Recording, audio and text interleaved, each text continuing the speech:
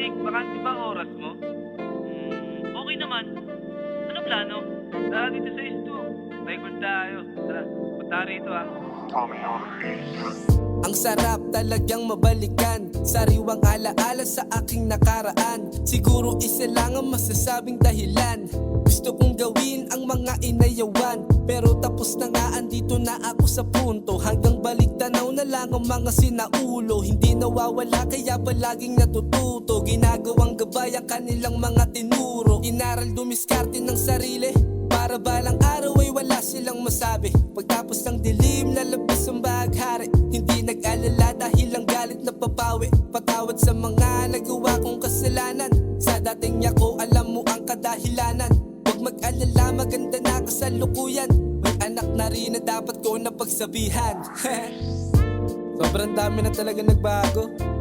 Ha, oo nga, nakakamiss nga eh. Ang ganda na naisip nating tema, no? Nakakabalik ng nakaraan. Oo nga eh. Paano, tapos na ako. Ikaw naman. Yeah. Naaalala pa mula ng pagkabata, kinakapa-kapa ko pa ang bawat mga bara.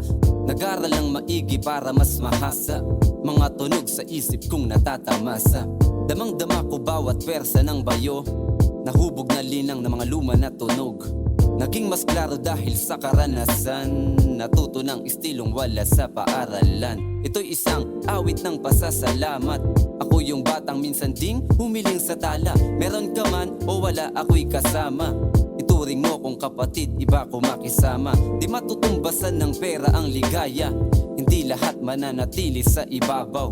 Sulitin natin tayo ay magliwaliw, regalong buhay ang sarap na lasapin.